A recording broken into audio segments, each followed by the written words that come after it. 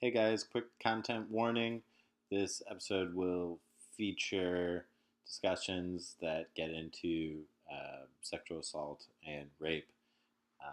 If that's something that's too troubling, maybe skip this one. Okay, thanks for listening.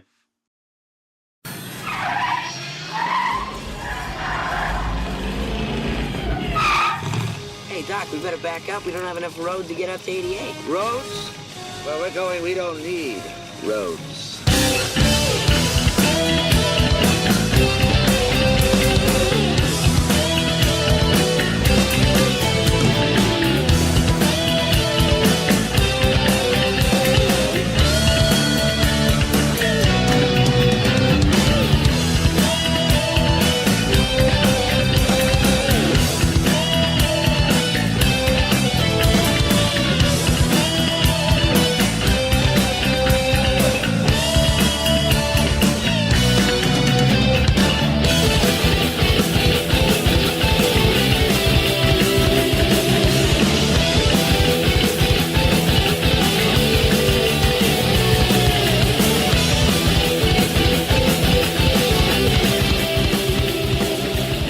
Hey everyone, welcome to episode 18 of the Conquest of Popcorn. I'm Pinko. And I'm Bardo. And we are joined by my friend whose Twitter I don't actually know how to pronounce, so you say it.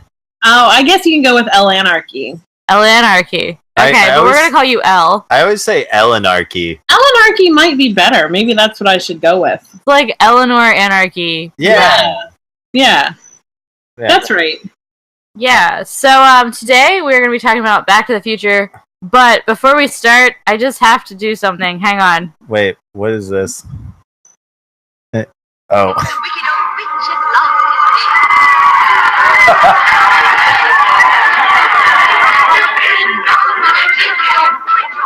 I love it. Ding dong, the wicked witch is dead.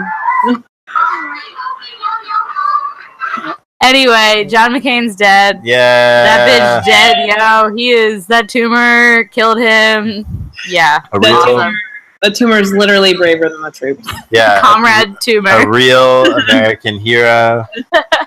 Doing it for all the reds and blacks out there who fucking hate this dude so much. And Hell yeah. Thank you, tumor. Yeah. Anyway, fuck that guy.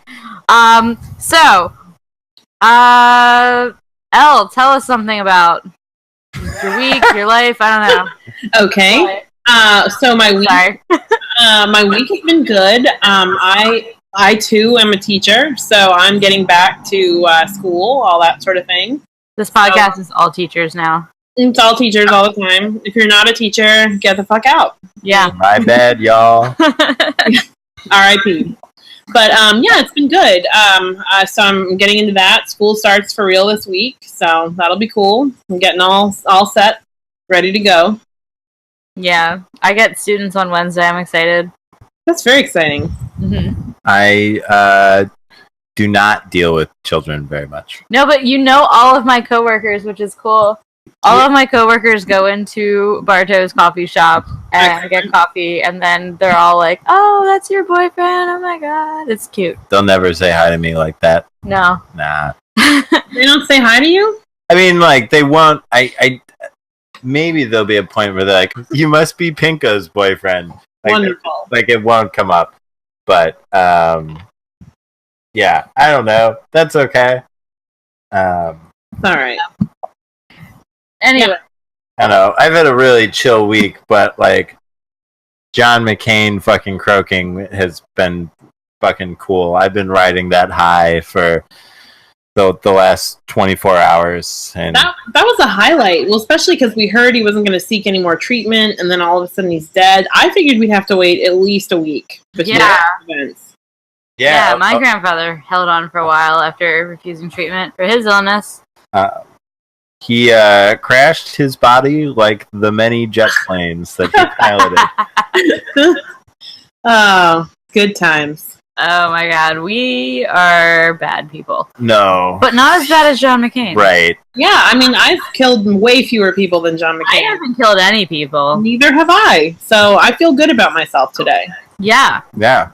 Go us. Mm-hmm. Did it. Keep up this streak, everybody. That's non-murder streak. Yeah.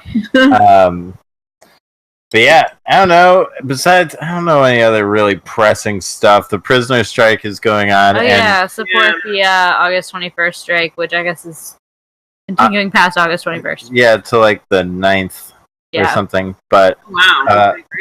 a couple actual like USA Today and MSNBC both covered it, which I don't think they did for the big strike that happened last year. So, no. So you can call prisons, like flood the phone lines, send letters, make noise demonstrations outside. All of those are helpful things you can do. Yeah, and noise demos are fun. Yeah, they are fun.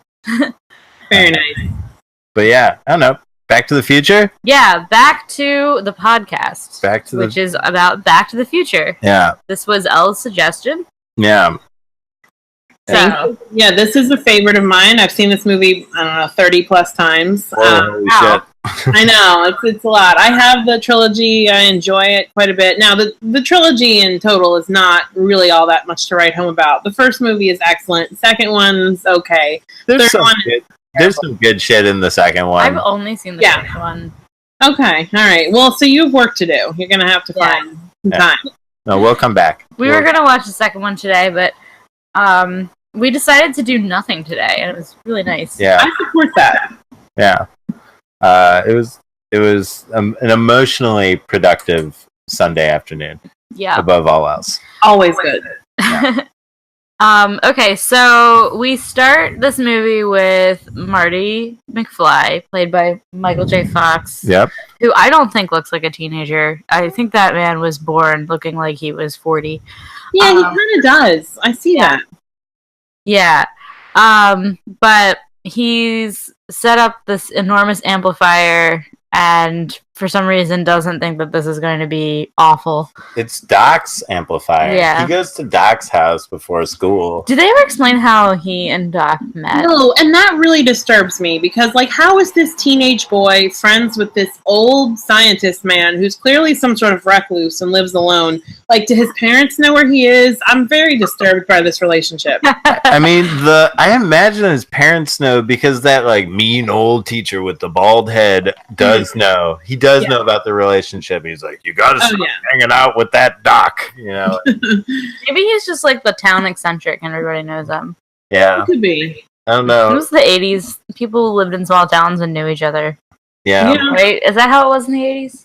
Nah, I mean, that was sort of like an idealized 80s suburbia.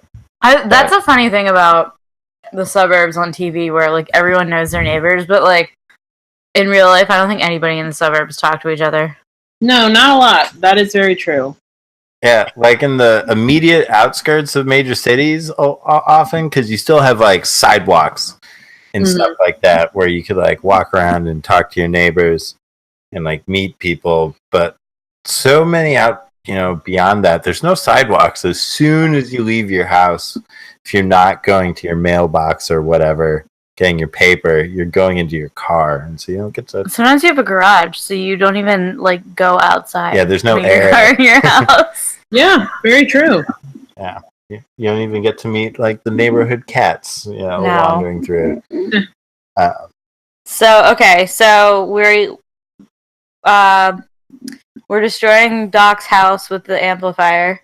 Yeah, and Doc has like a million clocks for no good reason. Yeah, he has an interest. Yeah, I mean, he has a bunch of interests, but and he has like his cool kind of Rube Goldberg-esque machine to feed Einstein his dog. So who's not eating? Cool, because clearly he's been out doing something with Doc for a while. Yeah. I never really, like, I saw that, I'm like, is the dog, every time I've seen it, because I've seen this movie, like, that, I think that was about the third time I've watched that movie. Okay. Every time I watch, I forget that, like, Einstein the dog is, like, a character, and so I see the dog food pile up, I'm like, did Doc have, like, a dead dog and just still, like, has this machine going? And yeah, it is weird. They don't do a really great job of continuity with Einstein for some reason. You see him kind of at the beginning for a little while, and then not really again. Yeah, I guess when they go, when they go back to the lot, where's Einstein? at the end of the movie. Well, yeah, I mean, and he has another dog, but we can get to that as well later. Oh, shit. Wait, he has another dog? Dropping bombs. I know, yeah. No, he does, but it'll make more sense as we discuss it on further. All right. Okay. So Doc calls, and basically, I don't know why Doc assumes Marty is at his house at 8:15 in the morning or whatever, which is not a normal thing for teenage boys to do. Yeah, why isn't this boy in school? I know, well, and late. yeah, I mean, that's the thing. I think he thinks he's over there before school, but indeed he is not. In fact, he is there actually as school is beginning. Yeah, Mm-hmm. he's a late boy. Yes. But yeah, Doc calls, tells him he needs to meet him at 1:15 at the Twin Pines Mall. Again, he should be in school. Yes, he does. Tells him to be there at like, 1:15 in the morning. Can't wait till... Oh, in the morning. Yeah. Oh, okay. Did you watch this movie with me? I did watch this movie with you, but I was very tired. We had dinner with my parents, and you know how exhausting that can be. That's okay. Oh, sure. But yeah, cool skateboard ride at school. Yes. As all children in the 80s did, ride their skateboards to school. Yep. On the sketching the back of vehicles and I love the guy in that Jeep who's just like, oh, guess there's a kid attached to my Jeep. No big deal. I mean, I would just be nervous. I wouldn't like I if would someone probably stop. Mm-hmm. Slowly. You think you'd stop? Yes, I don't want the child to get hurt. He's No. The 40-year-old high schooler. Yeah. But what if isn't he just gonna find another car to sketch? Well, that's not my problem. But Oh, okay. my car has too many rounded edges. You can't do that on my car. That's true. Yeah. No, cars today aren't meant for teenagers attached to their skateboards. Yeah. Yeah, the sketch died when the rounded off car came into being, and Right. it's a blow for society as a whole. The end of the Reagan administration saw the end. Yeah, exactly. That's when all of America went downhill. That's right. It was good before then. Yeah. Yeah. More man. angular cars. The Reagan era was, It's the pinnacle of golden age of America. Mm-hmm. As we explore in this movie. Yeah. Absolutely. This movie's about, right? Yeah, I mean, this is like a 1985 movie, and it's very much, I think it's very much like a poke at Reaganite worldview in general. Yes. And it doesn't do, I think it sort of fails at poking at it because it missteps. I agree with that, and I think if we did something like watched Ghostbusters, for example, near about the same time, you see the same thing where they're trying to be like, hey, society's kind of messed up, but they don't really know how to do it, and partially that's because I think a lot of times in the 80s, sort of mainstream culture didn't really know what they were dealing with. They didn't really understand what was happening at the time. And I think that, they try it a little bit in this movie, but they just don't, it doesn't really land. It's still meant to be sort of a fluff, movie in a lot of ways. Yeah, I mean, it's a Steven Spielberg produced movie, which is Steven Spielberg is known for his hard ideological critiques of society. Oh, yeah. Right, yeah. I mean, like Forrest Gump. it's Fine. that's what's his name, who also did this. I always forget his goddamn Robert Zemeckis. Yeah. Oh right, okay. He's also a Forrest Gump guy. But okay, so I wasn't alive in the 80s. Elle, were you alive in the 80s? I was alive in the 80s. I am, as we've discussed, a Twitter elder. I'm very old. Elder. You're not that much older than I was 2 years old when this movie came out, so I did not see it in real time. But no, yeah. I was not yet conceived. But I did see one half of a year of the 80s. And what did you think of it? I don't remember much. It wasn't very memorable for me. I was thrust into this world saying, wasn't it better in the 50s? Don't you miss that time? That's right. Make America great again, 1955. Yeah. Yeah. Notable good time in America. Okay, but so the 80s were a time, I feel like, where sort of dissent against capitalism especially, but just like the way things were done, the dominant culture was sort of repressed, wasn't it? Don't you think? More so than, I mean, like in the 50s and 60s, people were like openly communists, but I feel like by the 80s, they by then, of course, you've got like they've already gone through the second Red Scare for the 50s, yeah. So people are not necessarily openly communist. They're definitely openly concerned about communism. I think by the 80s, you're seeing like it doesn't even occur to anyone, because now we're talking like the era of like Red Dawn, when it's like, no, of course nobody's a communist. Like, yeah, but they don't even know what it is anymore. No, you're totally right. It's like this boogeyman. They like have no idea what communism means at all. And of course, by 1985, communism in the Soviet Union is absolutely a bleak hellscape. I mean, it's like totally, no economic growth, no ability to dig out of that. They're heading into why can't I think of his name? Gorbachev years, yeah. So they're heading into, all that. Gorbachev being on a Pizza Hut commercial territory. Right. I mean, yeah, rebellion was a thing that was tolerant in the 80s, but it was like cultural rebellion, done through fashion and shit like that. It was like, well, I guess there was rebellion against gender norms. Yeah. But rebellion against the way the overall structure of society and the way people sort of move up in the world, I don't think was really... As far as I know, in the United at least in pop States, there wasn't there wasn't a big left movement at all. But then again, why would you be in an economy where you can just, I don't know, buy a house and then sell it? In the 80s? Yeah, wasn't that a boom economy? No, so they had kind of a big recession. Actually, weirdly enough, one of those things I looked up, the month I was born was one of the worst years for that sort of thing, or the months and years of recession, for example. But it did come back for them, and of course, then they're heading into the 90s when it's all all good all the time, pretty much. Yeah. So I mean, especially as the 80s went on, it did become very. It was definitely they thought it was a temporary thing. Yeah. Well, it is always temporary, but nobody ever realizes that the good part is temporary too. Yeah, absolutely. Well, and I think nobody could see at that time that how much capitalism was in decline, and weren't really able to sort of come to terms with that. Yeah. I mean, so they sort of show that in this movie Michael J. Fox, he's at school, he auditions for the talent show, and they're like, this is too loud. And the best thing about that is that he plays a Huey Lewis song and auditions for Huey Lewis. Yeah? Oh, really? Oh, fuck. See, I didn't even see that. Yeah, the guy is like, this is too loud. That's Huey Lewis, which is amazing. Adorable. Oh my god. So good. Why Thank did I you for not know catching that? that. Yeah. It's such a great... I didn't catch it till probably, I don't know, the 25th time I watched it. So when I actually realized what Huey Lewis looked like. I was just about to say, I never got super into Huey Lewis in the news. Did people really think that music was too loud, in the 80s? I know.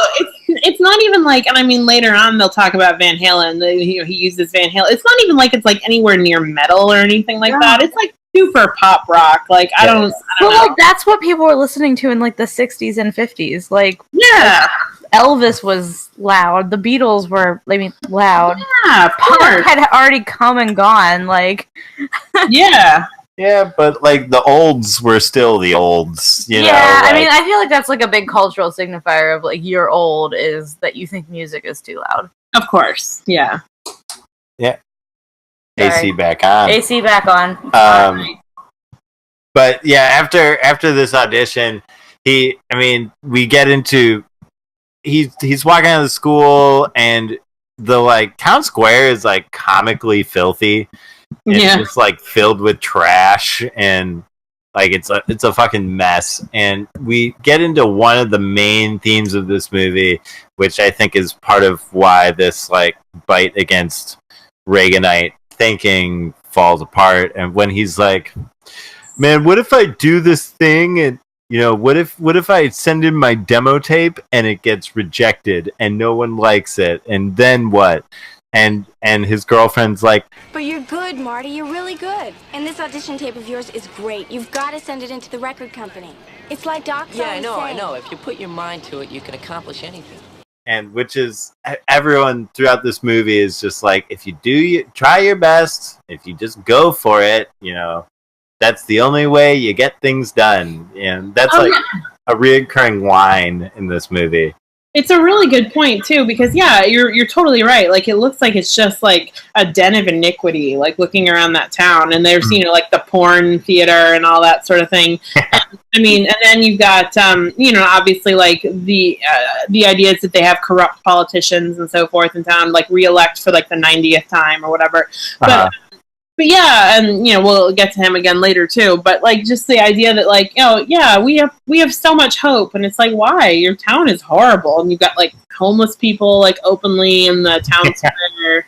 Yeah, it's a mess there. Yeah, if you put your mind to it, you can accomplish. That's the line. If you can put your mind to it, you can accomplish anything. Oh yeah. I feel like I got told that like my whole life. This is the beginning of like baby boomers giving out. Oh, absolutely. Therapies and shit, and telling millennials that they'll be CEOs if they just go to college. Right. But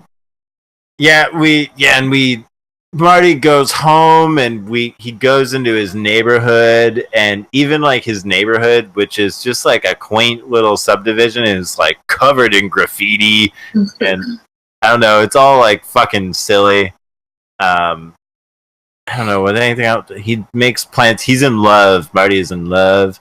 And his girlfriend is in love with him. Oh, they're cute. They are. She kind of is like a boring side character, though. She's very boring, and I feel like the actress who plays her changes in the next movies, but I'm not. Yeah, she kind of looks different in the second half of the movie too. She does.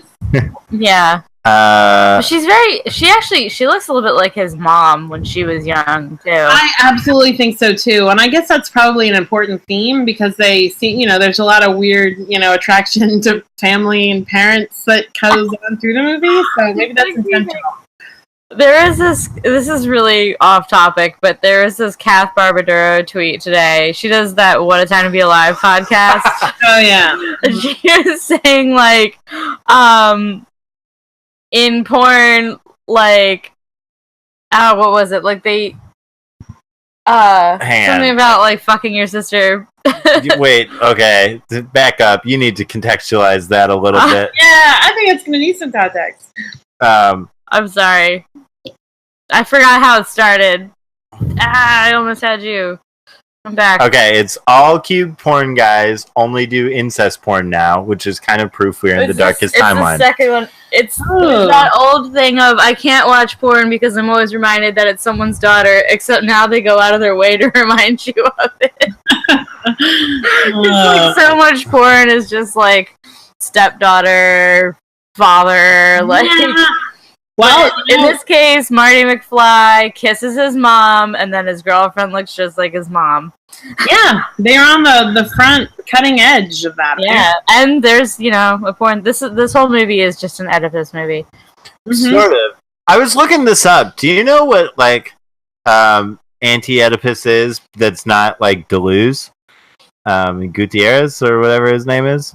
No, that book Anti-Oedipus. I don't know about this. Oh, it's not actually related to what I'm talking about, which is I'm just trying to think of like a mom being attracted to her son, but not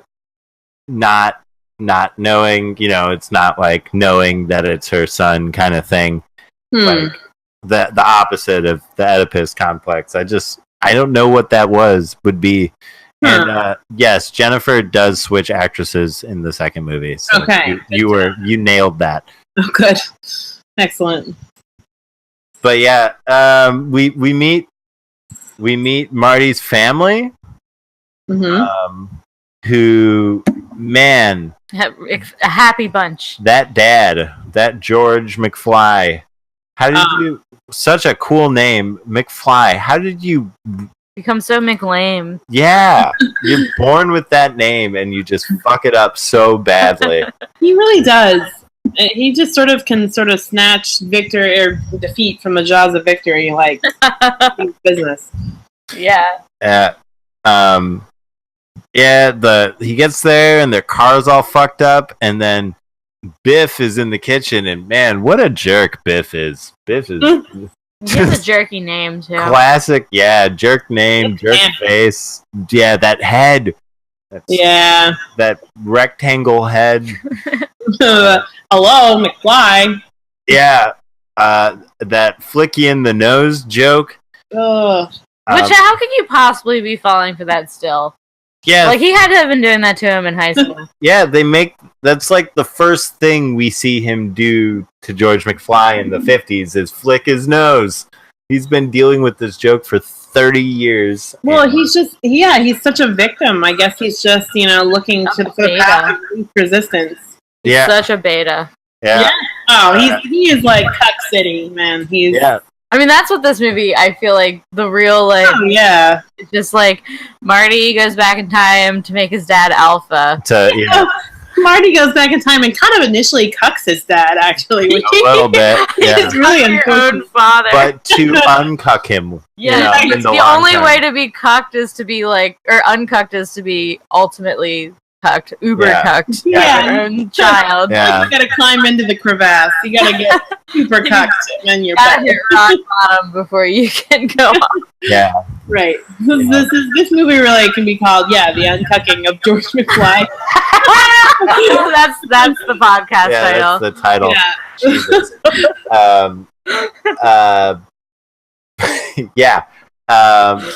Biff has crashed his dad's car and then is just like whining at his dad about it, and it's like, it made me spill beer all over my damn suits, and like he's just like what a dipshit.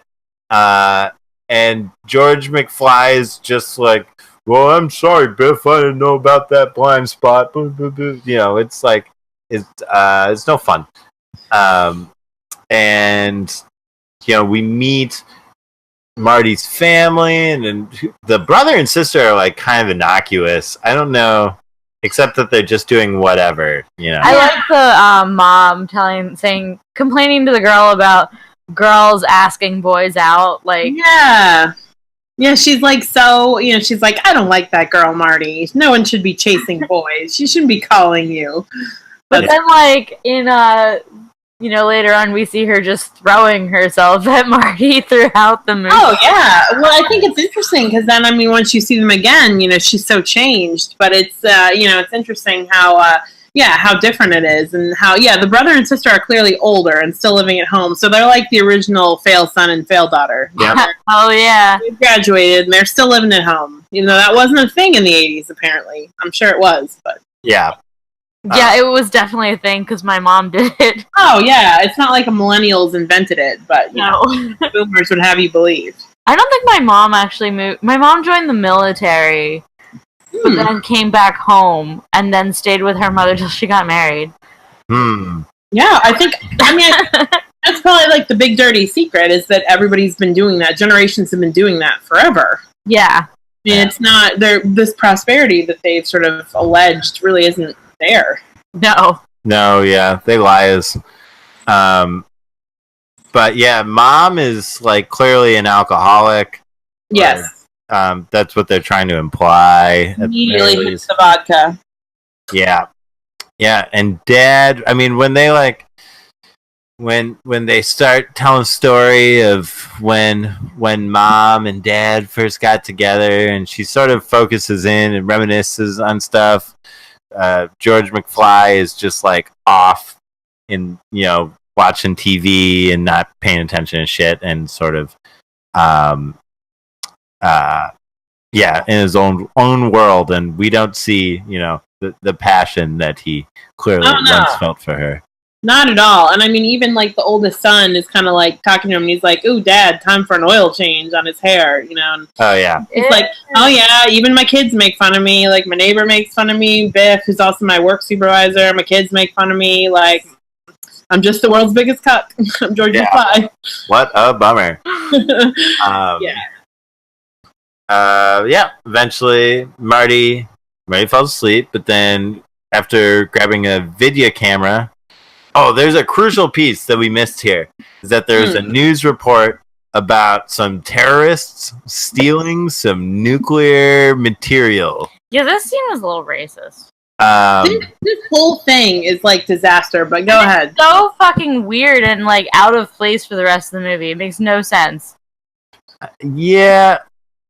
I mean, I guess I meant to fucking look this up.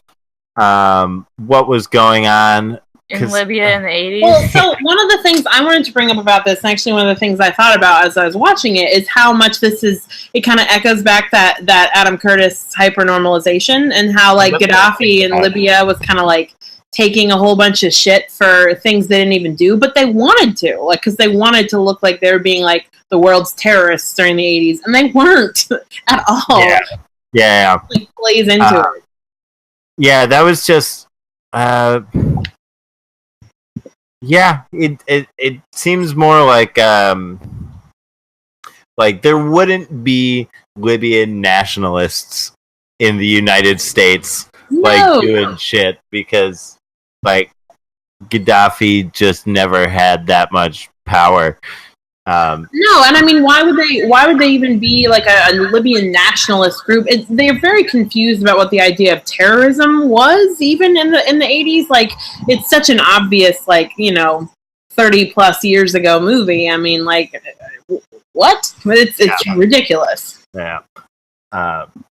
But yeah, so Marty goes to the Twin Pines parking lot, where Doc is, with a dog and a DeLorean, a famous DeLorean. The world's most ridiculous car. It is. There's this coffee shop in Chicago that had a DeLorean in it for a long time. That's like all they're good for is like decoration. Yeah. Oh yeah, with their crazy their wild going doors and all that sort of thing. Why did they had a DeLorean in a coffee shop? It was like basically a Steven Spielberg themed coffee shop. Like it was like more generally like 80s themed, but it was really they lied very heavily. How big was this coffee shop? I mean, it was pretty big. It was big enough for there to be a DeLorean in it. Wait, that coffee shop? Yeah. They had a DeLorean in there? Not when we were there, because the health department was like, you can't have a car in your coffee shop. But, like, that coffee shop was not big enough to house a DeLorean. I don't remember how it worked. It was a while ago. This seems like it would have been in the way. This is Wormhole in Chicago. They actually serve good. Yeah, the coffee was fine. Yeah. But I'm disappointed I've never been to this place. No, it's pretty cool. Well, we'll go back. Yeah, we'll go. Okay. We'll see your friend again. Yes. Yeah, that's one thing we haven't talked about, is that Pinko and Barto and we are friends in the meat space. Yeah. If we, like, actually hang out, all of you should be jealous. Yeah. You should. Even though we did, in fact, meet on Twitter. So, dreams come true. Yeah, yes. Hell yeah, they did. On Twitter. Hell yeah. Barto and I met on Twitter, too. Yeah, we all met in the same group chat, in the same group DM. Yeah, the group DM where Barto and I fell in love, and Elle and I fell in love. We became best friends, best comrades forever. Yes, totally. Yeah, no, it's amazing. It's the bird site is not just a site of hell and pitfalls, but also occasionally joy. Yeah. Occasionally you meet like your best friend or your new love, etc. It's wonderful. It's great. Hey, can I go freshen my drink a little bit and then be back? Yeah. Really quick. Yeah, absolutely. You two keep talking. You can talk about the movie. I won't be upset. Okay. Yeah. Alright, I'll be back. But yeah, he gets to this parking lot and Doc's there with the dog and blah, blah, blah, blah. And basically, Doc explains the premise of this movie, which is that we're going to go fucking any direction time we want with this car. And we're going to do it with this, what are they? I forgot. They're nuclear... Yeah, well, so he's got the plutonium that he got from the Libyans. Yeah, so he got it from the Libyans, but and allegedly he told the Libyans I forget what it is he was going to give the Libyans, and he was gonna build them a bomb, and then gave them, like the casings of an old grill or washing machine, old pinball machine, I believe. So he's like giving them something that's totally ridiculous, and so they find out, and that's kind of what the problem is. But before that, they're actually he's showing Marty how it works with his flux capacitor that he invented back in 1955. So he's got the date programmed in for November 9th, 1955, which is when he first invented time travel. And of course his story is so great because he fell off the toilet and then imagined how the flux capacitor would work, and that it needed to work at 1.21 gigawatts, which I watched this movie with subtitles on, and it definitely says gigawatts, but apparently they keep saying gigawatts. Yeah, they keep making up a amount of power. I don't really quite get what's going on, but that's okay. Yeah, I mean, it's movie magic. So flux capacitor is a word that's in my brain as if it's a real word. Oh, for sure. And whenever I've watched this movie and been like, wait, flux capacitor comes from here, it trips me out. But it's when they send the dog ahead in time 1 minute. Yes. And doesn't look great for the car. Time travel is very cold. Yeah, because the car is so cold that Doc Brown can't even open it with his hands. He has to open the door with his foot. Yeah, because it's encased in ice. But it's cool that it's the DeLorean is a well insulated vehicle. Actually, in watching the credits, I saw that someone is credited with DeLorean time travel consultant. Okay. And I thought that must be the guy who is you should make the car icy when it comes out of the... Right. He's it'd be cool if you made it icy. Yeah. Then you get a credit. I guess we can all thank John DeLorean for his ridiculous car design. At least, it holds up to time travel. Oh, yeah, it's beautiful. At least there's that. Yeah, it keeps the dog at a room temperature while the rest of the car freezes. I did notice on this viewing of this movie, though, that Einstein gets out of the car and then he makes a fucking beeline into the trailer because he's like, fuck this time travel shit. I cannot even. Not here for it. No, thank you. I think Penny would have done too.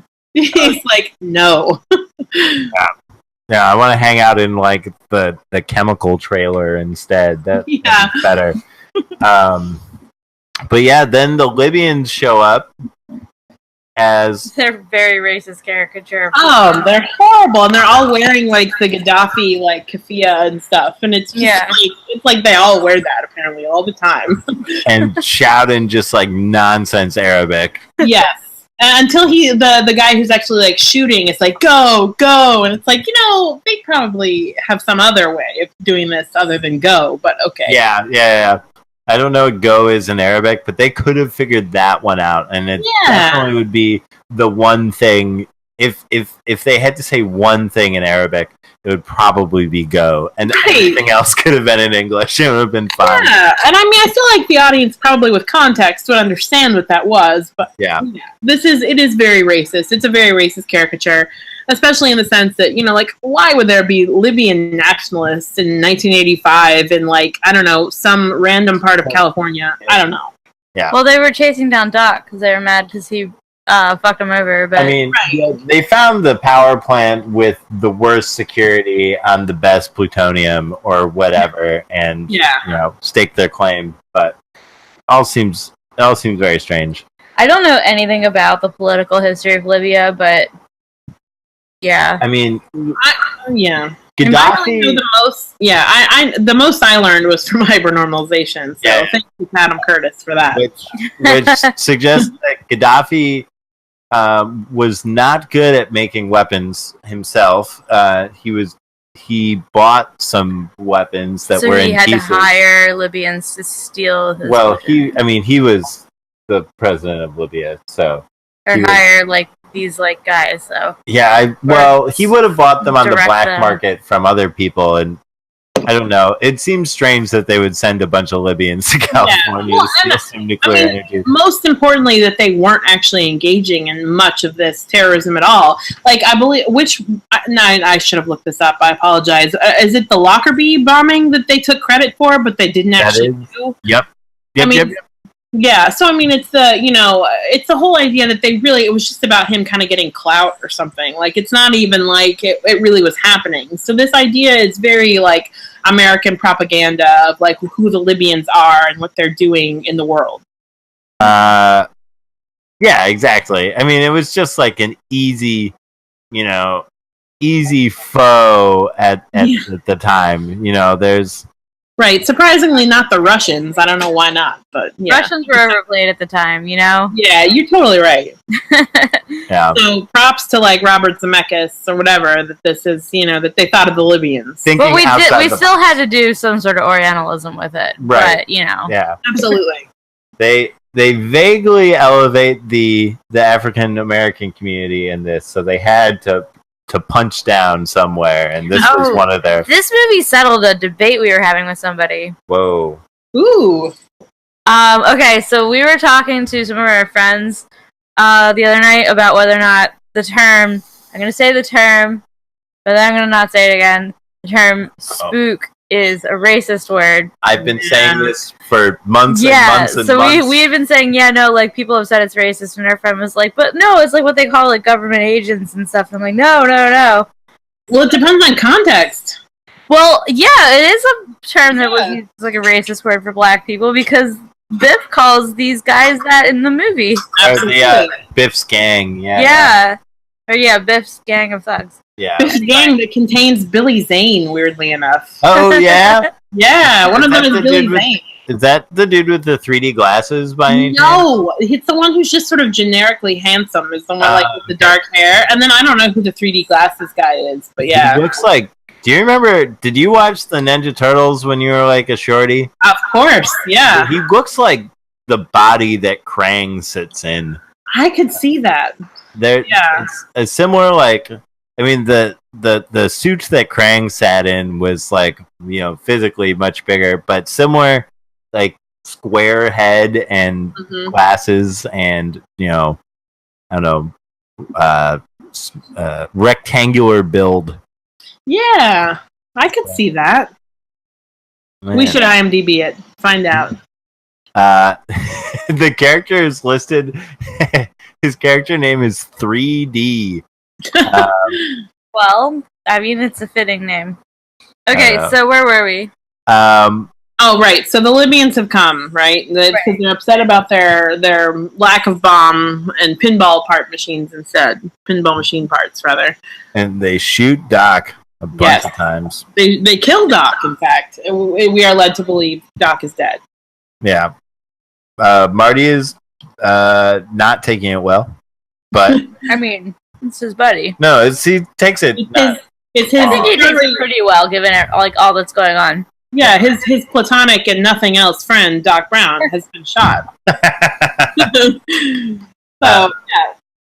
And so he jumps in the DeLorean because it's been refueled, and it's 1 plutonium, 1 go, which is part of the deal. And I don't get why Doc didn't give him enough plutonium to get. Well, he was loading more into the car when he got shot. When the Libyan showed up and so this whole thing is just an elaborate plot device to explain why Marty McFly is out of fuel when he gets to the past. Yeah, pretty much. I mean, it gives him a reason to get to the past. But I mean, they could have sent him to the past anyway. That was the plan, to go to the past. Well, it was the plan for Doc to go to the past. You're right. This is totally a plot device to keep him there. Yeah. Had to be racist to get Marty to the past.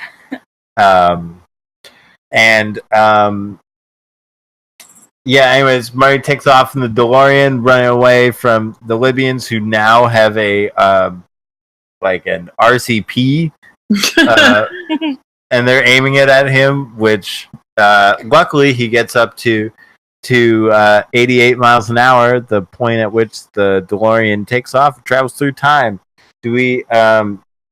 Pinko yesterday suggested that maybe the 88 is nefarious, but Ooh, I don't think it was actually nefarious. I think that it was just a fun number for them to use, but I was musing that perhaps there are people who unwittingly got tattoos or put into screen names 88 in reference to this movie without knowing that it's the Nazi number. Oh, that's awful. I hope no one's done that, but I bet someone has. I always feel bad for my ex. I mean, he didn't know any of this stuff because he was very not in tune with it, but his PlayStation, whatever the online gaming thing, username was his name 88.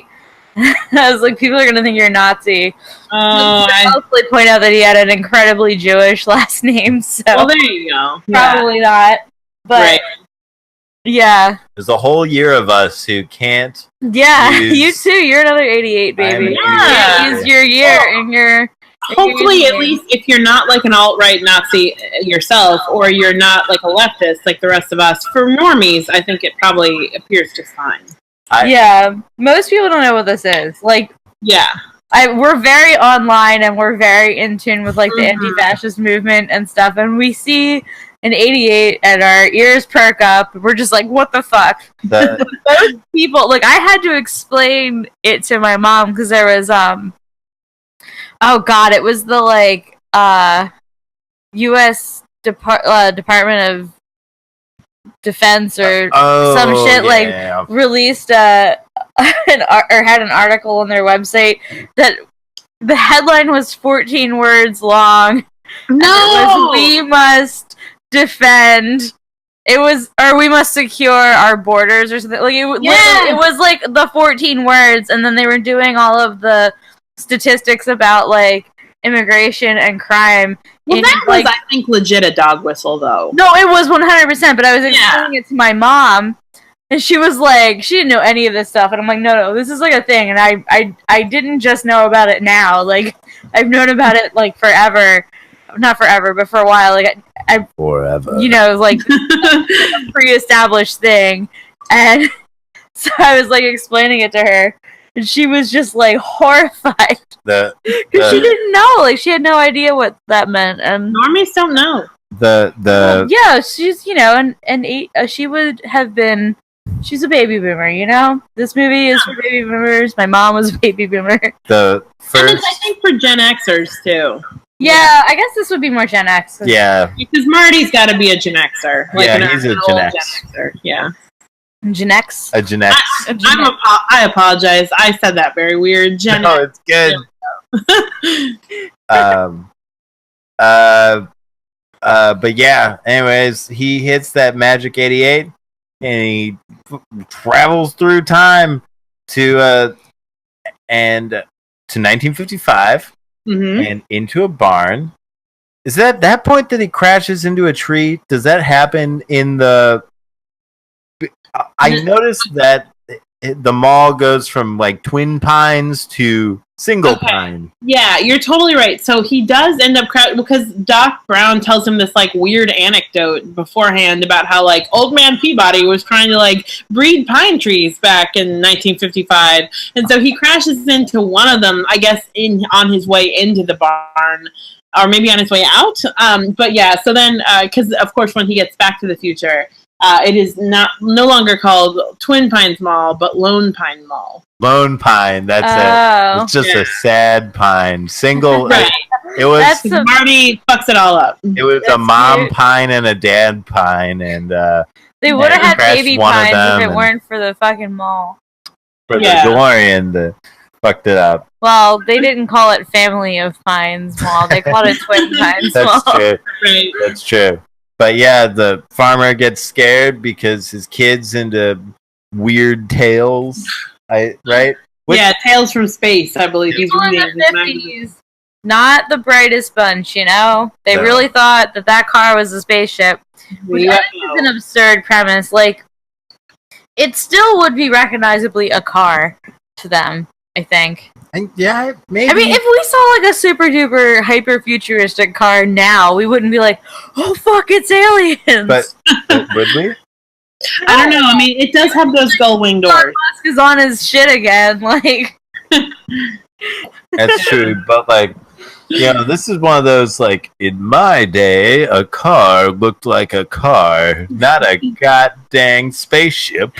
Yeah. I feel like that's a thing that someone in the 1980s, when they first saw a DeLorean, someone had that reaction. It was like, this looks like a goddamn spaceship. yes, not these a car. people really believe it was space aliens, and I just think that's unrealistic because the 50s were a time where people were super focused on technology and letting go of our silly superstitions. But the 1950s was also all about space aliens. Yeah, So- they did. Well, and of course, the kid is like aliens. What? I'm sorry. The kid's like reading a magazine where the like space alien looks exactly like how Marty is dressed, which is like this ridiculous, like, I don't know, HVAC type suit. I don't know. He's not even like in anything, official to handle plutonium. But he's got this, he's got his helmet on. You see the helmet like flop on him at some point during the drives, during the time traveling. And then he ends up in the barn, and the kid's like, "Look, he's already mutated into human form." So where does he go first? He hides his car and heads into town. Yes. Walking, and goes to the cafe, right? That's the first in-town scene. Yes, he goes to like the soda shop. So the soda hop. Right, and he meets George McFly, his dad, there. Yep. His terrible father. Yeah. He's eating like soup or something. Yeah. Also, like normal teenage shit. Gonna go down to the soda bar and order me some soup. Sit there by myself. Some breakfast chowder. Yeah. So he's sitting there having soup, and of course he encounters Biff and his gang as well. Yeah. And, this town has a real gang problem. I mean, it's Biff. I thought the 50s there wasn't any crime. No, it was wonderful. We all loved the 50s. And there were no gangs. Mm-hmm.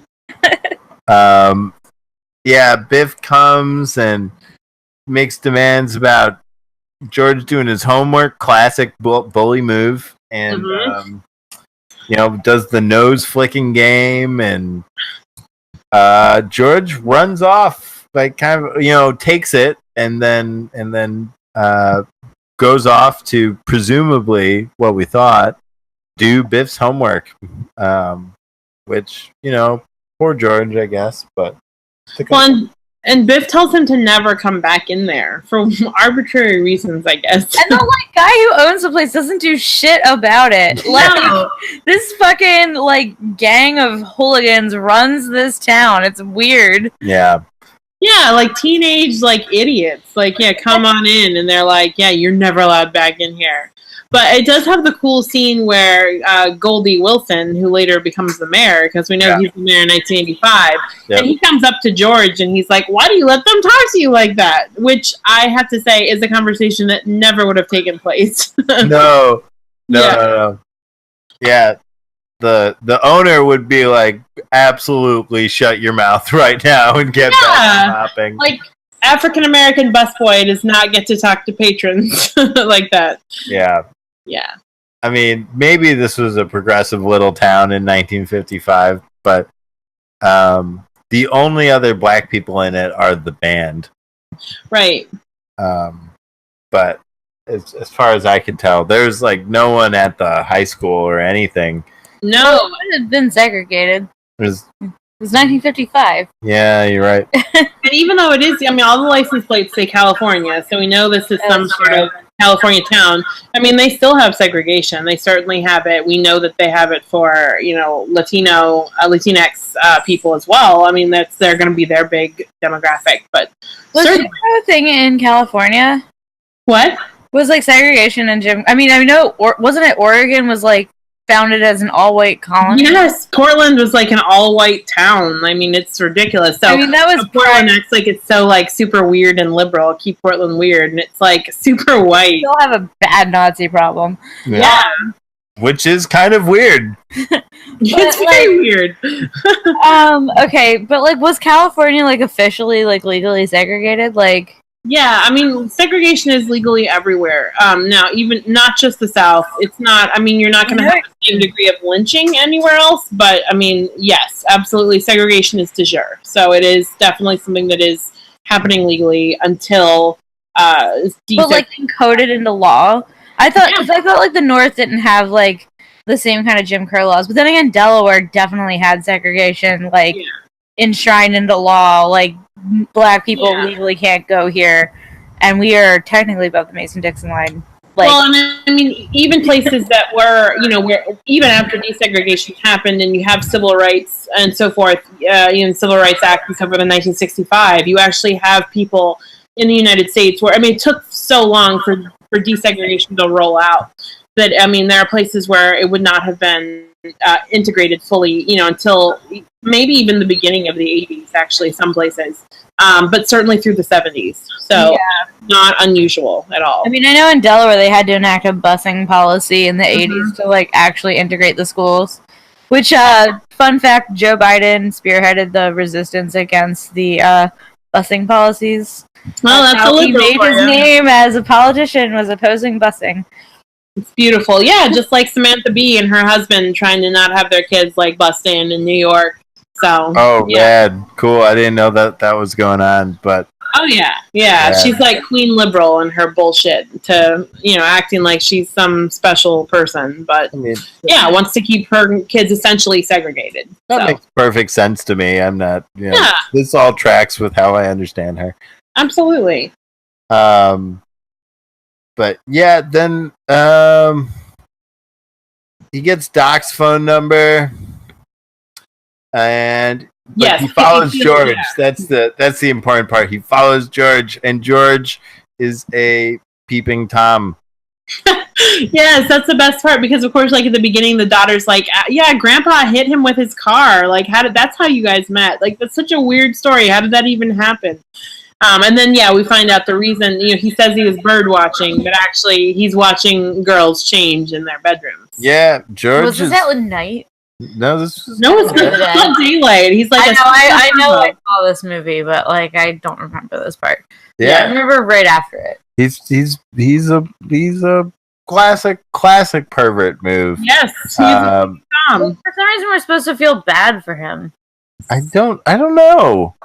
Or maybe we're supposed to feel like pity in that way that you feel pity for something gross. Right. Yeah, it's like, get your shit together, George. Come on. Yeah. He falls out of the tree because he can't even peep correctly. and Marty saves him from getting hit by a car. Marty gets knocked out and then wakes up 19 hours later? Is that what she said? I think she says 9. I think he was asleep for 9 hours, which makes sense because he also was out like all night, so he's tired and he clearly has a concussion. Yeah, well, I mean, if you get knocked out and you're out for 9 hours, you should be in the hospital. But in the 50s, they're really loosey-goosey about things like head injuries. They were. Walk it off, kid. Yeah, so he's out for coma for 9 hours. Walk it off. So he's out for 9 hours, and she removes his pants. Yeah, and thinks he's Calvin Klein, which... I'm glad that Marty wears designer undies. Yeah. Cool. Nothing comes between me and my Calvins. And they're purple, which she's never seen. That was a weird thought. Yeah, how much men's underwear has she seen? I mean, I suppose that her dad probably only wears tighty whities, so that's what she's used to. It got me thinking about, when did we start dyeing underwear more interesting colors? Probably the 80s. Yeah? I don't know. But then Marty had some pretty fantastic shirts throughout this movie. 70s, definitely, there was colorful underwear. Yeah, probably. They had, underoos and stuff in the 70s. Yeah, it was special. Yeah, we were making great strides in underwear in the 70s. So, yeah. But yeah, never seen purple underwear. And also just sort of like we were identifying ourselves with brands and stuff by the 50s. Like consumerism proper was already, like in full force. And so it's sort of weird that she wouldn't have, I think it's sort of weird that she wouldn't have figured out what, that Calvin Klein was a brand. Oh, yeah. But I don't know. Maybe not. But yeah, I don't know what underwear in the 50s actually looked like. So it's possible. Why do you assume that the name written on his underwear would be his, like... Yeah, I don't know. Maybe... Who writes their name on their underwear? I think that probably was more of a thing in a time gone by. That is my guess. Yeah, I mean, like when my dad went to school. Okay, this is sort of strange, but I think it makes sense. I think it tracks. When my dad went to school and they had like swimming for gym class, all the boys swam naked. So maybe you just threw all your underwear into the big pile, and everyone had to have their name. So this was invented by a very strange person who made teenage boys get naked to swim. Wow! Wait, is this like a real story? He told me this all the time. I used to come home and complain because the swim trunks at my school were like a mess. They were all like torn up and... Oh my god! I never swam at school. I know, I think it's so weird that he had swimming class at school. Yeah. We had a rumor that we used to have a pool, but then they got rid of it because someone drowned, but I don't think it was real. They just filled it with concrete and like, no, can't take it to life now, pool. My mom had a weird story too about about swimming. Like basically how her the teacher would then make them shower and like look at them in the like while they were showering. Whoa. So I mean, I think just things weren't great. I'm like you're not even allowed to like think about a child being naked at work now, like let alone like compulsory nudity in class. Like holy shit. Yeah. Oh my god. I'm not even allowed to be in a room with a kid with a door closed. No, never. Well, and the fact we have to give them the EpiPen, like if they have we get trained in that, like if they have an allergic reaction, and it's like you have to pat down their leg like while they're wearing pants, and I'm like, I am terrified to have to pat down a child's leg. I don't want to do any of this. We'll talk about because we're supposed to be like mentors to our kids too, and they all go to school. Like they all live in the neighborhoods around the school, and we all live in that neighborhood too. So it's like, if a kid isn't coming to school, we're allowed to like give them a ride or something, or like if a parent doesn't show up, but we have to get another staff member, and the kid has to be in the back of the car, like in the back seat. Like they're like really, really strict about it. Yeah, we actually allowing us to give a kid a ride. Well, our system's a little bit different, and I understand why that is. But I mean, like we're told very specifically, you never give a kid a ride ever, like under any circumstances, that sort of thing. So, yeah, we have very, very different like frame of reference for schools and teachers and all that sort of thing.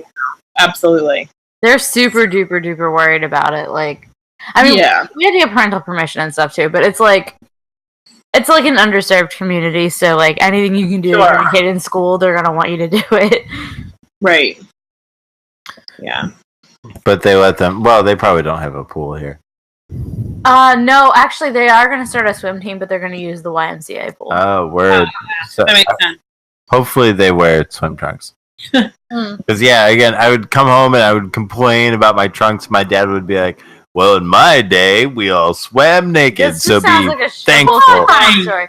My dad told me he had to walk uphill both ways to school. Yeah, but and this he lived in Delaware. Like, there's no hills. My dad doesn't like. I don't think he likes to lie about. This would be a weird thing to lie about. This was not like sort of how he communicated with me. Of like, he wasn't a big like in my day, but he was for this. Can I have his number? You could, absolutely call him. Ask him about. Let's get him on the swimming podcast. Naked. Yeah. Did you swim naked? Please tell us. Yeah. But whatever the case, Marty McFly is in his mom's bed. His mom is already trying to put the moves on him. Oh yeah, he's like he's like had a coma. He's like had a concussion, and she's like so horny for him. She's throwing herself at him. This woman who thinks it's ridiculous for a girl to call a boy. Right. Yeah. And then, I mean, it's pretty cool because, like, people come home and he's in his underwear and kind of freaking out. And she's like, put your pants on. But, you know, it's actually okay that I have a boy in my bedroom.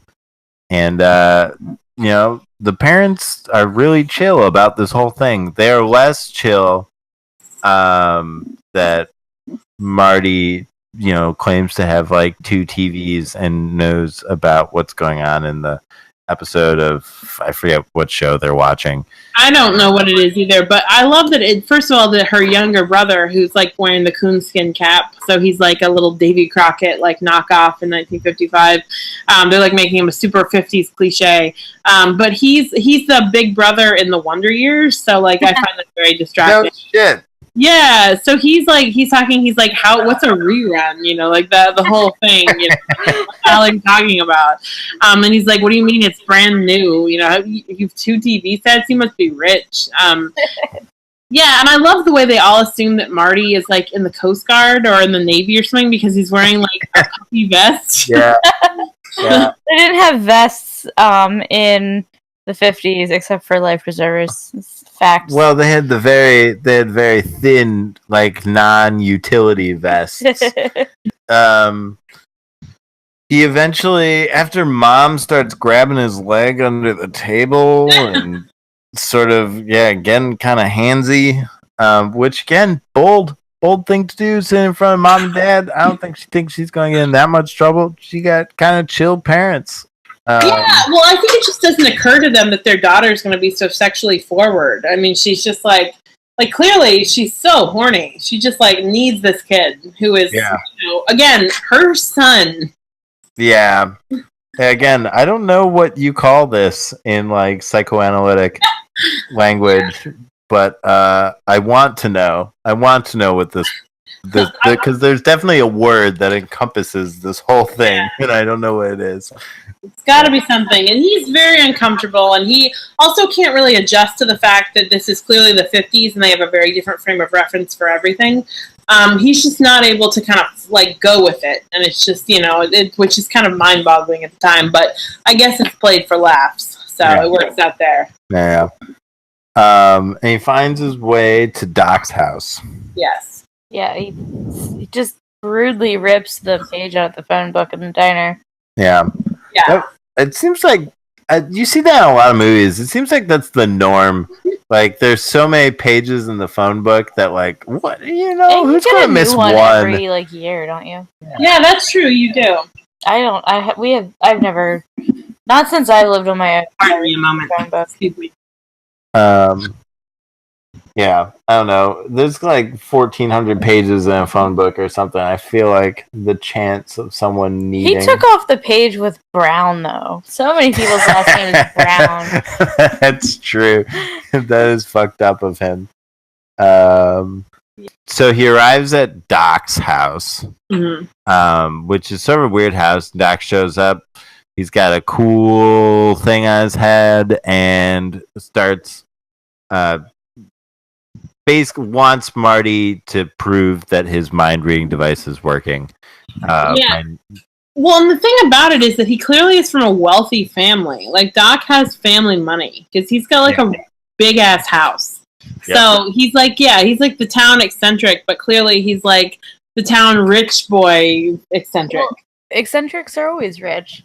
Often. If you're like that and you're not rich, they put you away. Yeah. Very true. Yeah, no, he's unless he like the other thing I wanted to believe was that like at a very young age he like came up with some cool patents or something like that and sold some patents at a young age and was just like, now I could do the real shit, mind reading and time travel. Real science. And his invention does not work. And Marty sort of lays out the premise of what he's been through. Right. They're able to retrofit the camera that Marty used to film the whole experiment to Doc's TV, which is very clever. I don't know how he does that, but I mean, I don't know enough about what TVs looked like in 1955 to say, but I don't understand why the cables from the 1985 camcorder work on the super new cathode ray tube that they had in the 1955. You know, I remember I used to have this like super old TV from probably the 70s. And I had a Nintendo 64 growing up, and that was the red, yellow, white cables. And I figured out that there was like some little piece I could get to like make the picture and sound all work together, hook up to this thing. But then, Doc's pretty smart. I bet that you could always RCA thing, You always went down to the Radio Shack of the 1950s was and just picked up some shit, and it was all good. Yeah. But what I thought was cool about this scene of Doc like watching this all happen is he looks at future Doc and sees that he's wearing a nuclear suit and works under the assumption that like a nuclear holocaust has taken place, and he never corrects him. And so we just have like Doc for the next 30 years assuming that nuclear winter is coming. Right. And then like the idea that he's like, Marty tells him that it was plutonium that he needed to fuel the time machine. And maybe you can get that on every corner store. Yeah. I loved that. Yeah. Great. So, well, I think one of the best things too, and I feel like I forgot to mention this, was like when he first gets back to the town square, he sees that like there's a movie starring Ronald Reagan. So like, for the audience, it's like this thing that's like, oh wait, the actor is president, and then he tells Doc Brown that, Doc Brown's like, if you're from 1985, who's the president? And he's like, oh, it's Ronald Reagan, and he's like, oh, and I'm sure Jerry Lewis is the vice president and all that. Right. So it's clearly played for a joke, but it's not, so it's like light ribbing on like the 1980s political climate.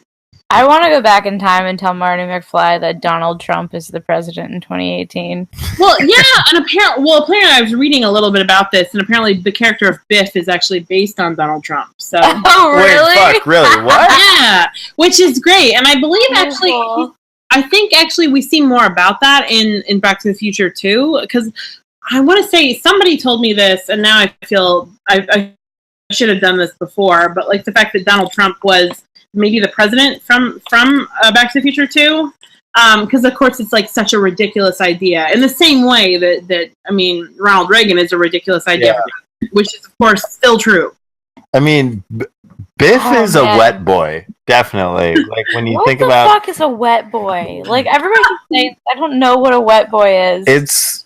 There's no like one of the best articles. I read an article about wet boys versus dry boys recently, and was trying to describe where Mark Zuckerberg fell in this. Is he a wet boy or is he a dry boy? Oh, Mark Zuckerberg. The Dry guys called themselves the original dry boys, and I thought that they were saying that they're incel or something. No, they don't fuck. They're volcel by volcel. Yeah. Because they are dry and wet, like if you fuck or if you don't. No. Well, yeah, you're dry, so you're not going to get if you fuck or you don't. But I mean, the idea being that they aren't letting out their like essence, their intelligence stays with them because they're not fucking. So they are dry boys. Dry, but like wet boys fuck. I don't think that's and that's why they're wet, because they're getting pussy on them. No. No, I think you guys. That's what it was. I think it doesn't have anything to do with fucking. Okay. Whether or not like wet boys or dry boys, like you can be wet or dry and getting laid. It's not about that. Yourdictionary.com says a boy is a contractor, assassin, or hitman. So someone who does wet work. None of this makes any sense. No, but a guy who derives sexual pleasure from wetting his pants. So like an adult baby thing. Well, That's not okay. A wet boy or a dry boy is more intangible. A wet boy is someone who is consecutively cowardly towards everything and everyone, afraid of letting loose, and fears having a good time, especially with the ladies. However, he will endlessly pretend he's up for it. Yeah, okay, this is the correct definition. Right, what she's Alright, so what is a dry boy? A dry boy. Someone male or female, not from the water. Alright, well, this no longer works. Let's just go. Okay, so Biff is something besides a wet boy, because this means nothing. No, I just mean Donald Trump is a wet boy and Biff is a wet boy. Okay, and it just works out. I guess. I mean, Biff does kind of look like Trump. He's kind of like gingery and like Yeah, a bad hairdo and he's fucking weird ass hair. Yeah, just kind of lumpy. cubic bodies. Yeah, Yeah, like lumpy shaped. Sallow. No, he's got small hands. yeah, Tiny hands. sweaty. Yes. Yeah, I mean, he's a wet boy in that sense. Yeah, that sort of has to do with it. But I guess we're moving on. We're moving on past what a wet boy is. Okay. Fuck, what were we just talking We were about? talking about Biff being Donald Trump. Yeah. But why were we talking about Biff? Oh, because of Ronald Reagan being the president. Oh, right. Which is fucking ridiculous. Like, I don't think we ever talk about, like, as part of our national zeitgeist, that we have this, like, fucking 50s, like, B-movie actor as our president. Started with a chimpanzee. And wasn't one of his co-stars like a chimpanzee? Yes! I mean, God, this is just, like, it couldn't be more ridiculous. And then he was, like, a Democrat when he was in California, and then he switched parties to run for president. Yeah, it just, I mean... And it's because they came to him and were like, there's this whole thing you could run on, and you could win, and it's about going back to 1955. Yeah. He liked gun control.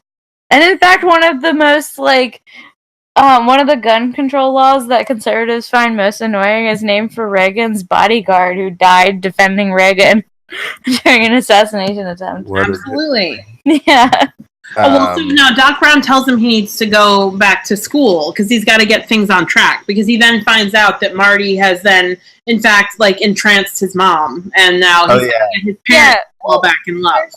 Marty tells him how he can get back to the future. Like, he's like, the only way we can get that energy source is a bolt of lightning. Right. And Marty has a flyer from the beginning of the movie about the clock tower is going to be struck at this particular time.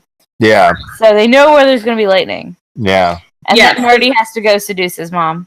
And it's the same day as the, like, Enchantment Under the Sea dance, which is where his parents are supposed to fall in love. That's where his dad becomes a wet boy. Well, of sorts, yes.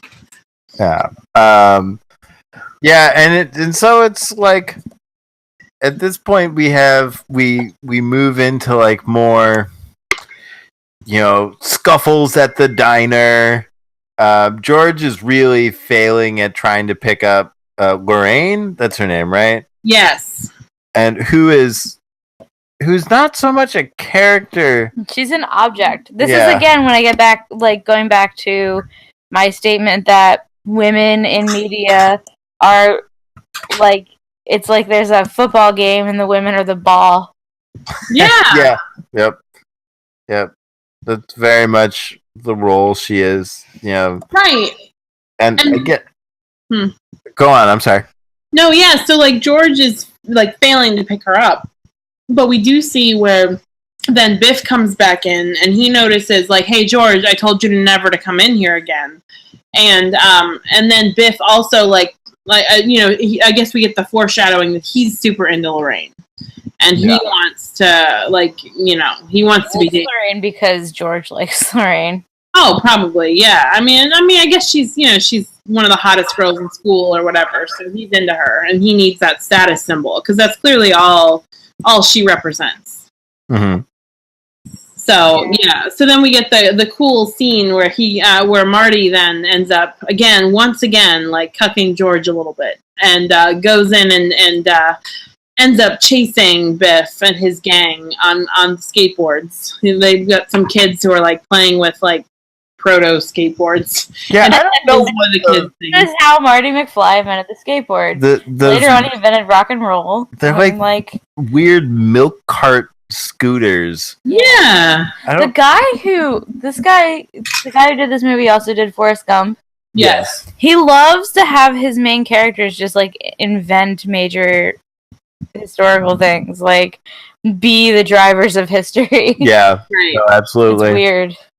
But yeah, it is a Marty makes Biff fucking crash his car like a loser and get manure all over it. Classic gag. It is a classic gag. I think that happens in Aladdin. It's about this point that they start making plans to coerce Marty's mom. Yeah. Which is pretty fucking weird. Yeah, there's a lot of problematic stuff here because basically it's clear now by this time, I guess. Oh yeah, because Lorraine has gone to she followed Marty from school to Doc Brown's house. Yeah. To be like, hey, I'm like super horny for you and I need to go with you to the Enchantment Under the Sea dance. Yeah. Yeah, so Marty's going to just lightly assault her. So that overstep her boundaries essentially. And George is like, so you're gonna put your hands on her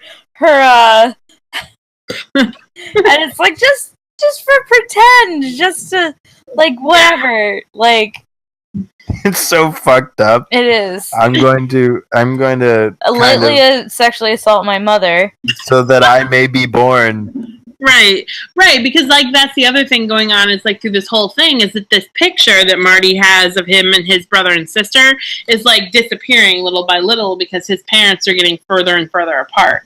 They're not going to meet each other, or they're not going to fall in love with each other. Yep.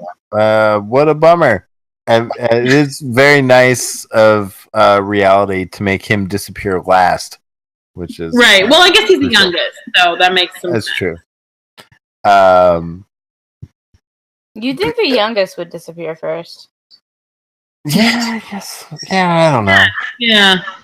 So, well, okay. So where does that bring us? So they have the big, the manure issue. Then, okay. Then the sexually assaulting Lorraine. Yeah, I mean, bring us to the dance. Yeah. Yeah. So like, Doc and Marty are getting set up for this night where they attach this big pole to the car, and they're making plans to drive it at precisely the right time and right speed into this wire, and we're going to travel through time. But before we do that, we have to make this dance get back on track. And we have a band playing. It looks fun. It looks nice. Mm-hmm. Dancing by himself, which, like, I was pretty nice in high school, but man, I might have squirted a water bottle at this kid. Like, at George McFly. At George McFly. Yeah. Yeah, he's just dancing in such a dorky manner. You're like, come on, man. Yeah, just find a honey. There's sweeties and honeys everywhere. Just call them Betties then. Yeah. Oh yeah. Right. George, get yourself a Betty. So then it's 9:00 where, Marty's supposed to be in the car parked with Lorraine and he's trying to put the moves on her. But like, he doesn't anticipate that she's going to be into it. Right. She's just so horny. She's like, I'm almost 18. I can't wait to get it in. Like, she's just like, I gotta do this. Yeah, and yeah, she's like slugging back whiskey and smoking cigarettes. Got a blast. Like, she's ready. Yeah. And this is the real like dig on the Reaganite worldview of the 50s. Is like, not only is there all these gangs and crime and gangs of teenagers and sexual assault is just like a thing, but also like the ladies, they wanted to get laid too and like drink and smoke, and it's all good, Yeah, I feel like that it's not played for like, Lorraine deserves any of the shit that happened. No. Like she's horny and stuff, but it's like it's good actually. Yeah. For like one particular person. Yeah. She very much does not like Biff. No. Yeah, so like she's sitting in the car with Marty. She like tries to make out with him, or they actually do end up kissing. He's real hesitant, and then because obviously he knows it's his mom, and she's like, I'm doing this. So and then they both realize it's terrible. But she's like, yeah, it feels like kissing my brother. Which honestly, I think that's. I mean, I get it. Like this was just so that this movie didn't go to that point. Like, thank God. I feel like if you felt that, you would like feel that way before you kissed them. Yeah, maybe. I mean, yeah, I agree with you. Marty apparently is biology, not a good babe. kisser. Give me true. Just like he's just like a wet blanket of lips. Right. Yeah. But yeah, Biff comes and breaks it up, and because he's really pissed about all the damage to his car. And obviously the thing, first he's going to take it out of Marty, but then he decides, actually, I'm going to rape your prom date. Actually, I feel like there's some raping in order tonight. Yeah, he is. Yeah. And his awful friends are just like, yeah, let's just take this guy away so our friend can rape somebody. He can rape in peace, for heaven's sake. This ain't no peep show, he says. Right.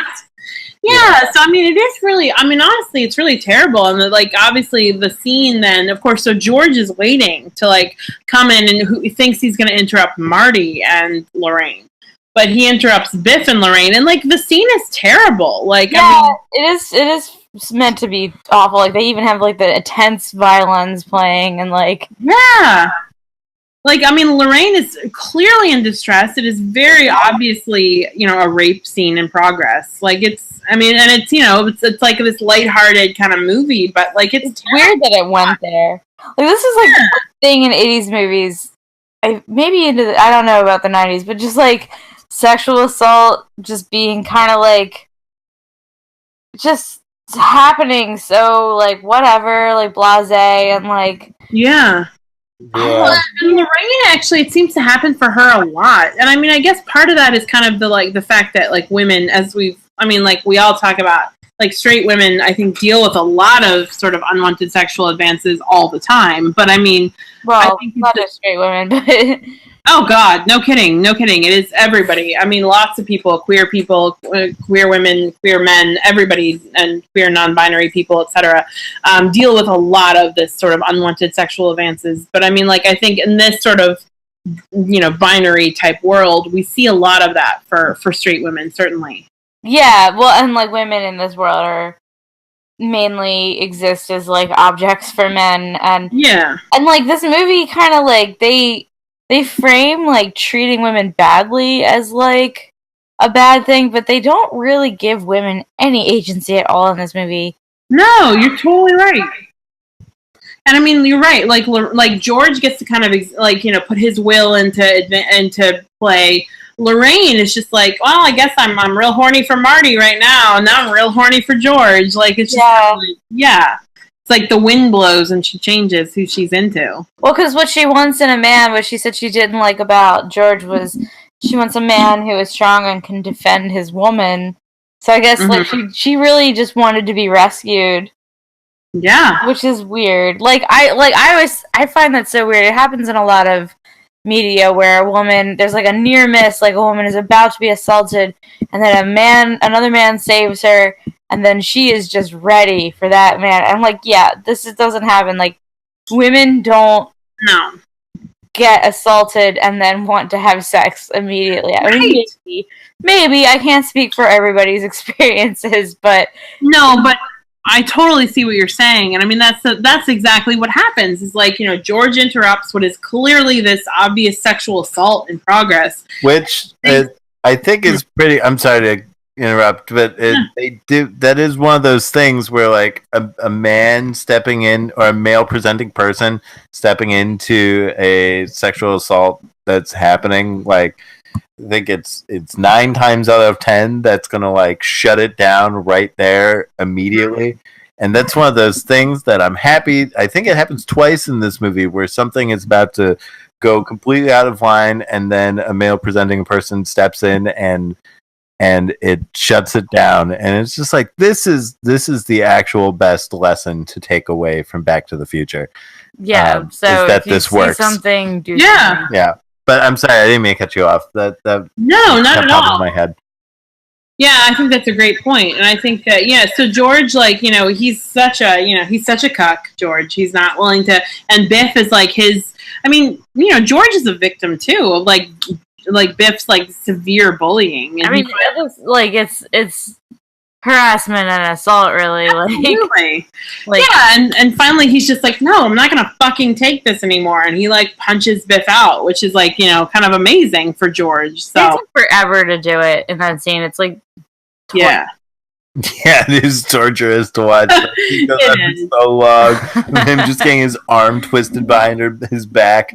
And then he does the dance with Lorraine, and while he's dancing with her, another dude just is like, I'm cutting in, and like grabs Lorraine from him, and George just doesn't do anything for so long. He like walks away all dejected. It's like, dude, you just like had a big moment. Like, you should be on top. Yeah, you punched out Biff, and now this nobody is coming to cut in. Is you're like, normal? Like, was that like a thing? You could just be dancing with a girl, and another guy comes along and says, I'm cutting in. Like, I know there's like the mind if I cut in like joke thing that you see in like. I think that did happen, but yeah, I mean, it's obviously it's before all of our times, but I mean, like, it is.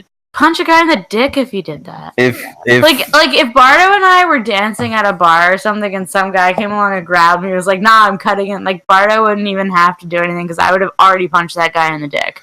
Right, and I think a really great point too is like, I think we talk about the fact that like Lorraine has no agency. Like, again, she's just like you said, she's an object. Like, she's not anything. She's not like, oh, hey, I don't want to fucking dance with you, asshole. And that guy was so creepy too. Like, first of all, he's another ginger. Like, this girl attracts shitty gingers like a fucking magnet. It's so weird. Oh, I know. He's like this, he's like Scott Farkas from, the Christmas Story, rather. He's like the redhead with braces. He's like, fuck you, kid. Get out of here. I should just make a note. Elle is also a ginger, so it's okay if we make fun of gingers. Because it's fine. You guys, we all have a past to make fun of gingers, because I'm one of them, and it's fine. I'm fine with it. Yeah, I mean... In the 50s, like, if someone cuts in at your dance, like you're dancing with your wife and someone cuts in, that's their wife now. That was flawed. Oh, that's how it worked? Yeah, so he was looking to get married that night. Yeah, he did stole Lorraine away. And so you have to unravel from your cuck ball and, go and take back your bride-to-be. And so that's when they got married. That's right. Yeah. Yeah, and I mean, like, George eventually, like, gets through that, but, like, yeah, you're right. It's a forever long scene where George is trying to figure out, like, can I, like, stop sucking long enough to, do anything here? The wrong way first. He the wrong way. And somehow Lorraine, like, is okay with this and gets over it. Like, I would be like, man, I really appreciate what you did back there, but, like, again, like, how many times? Too weird.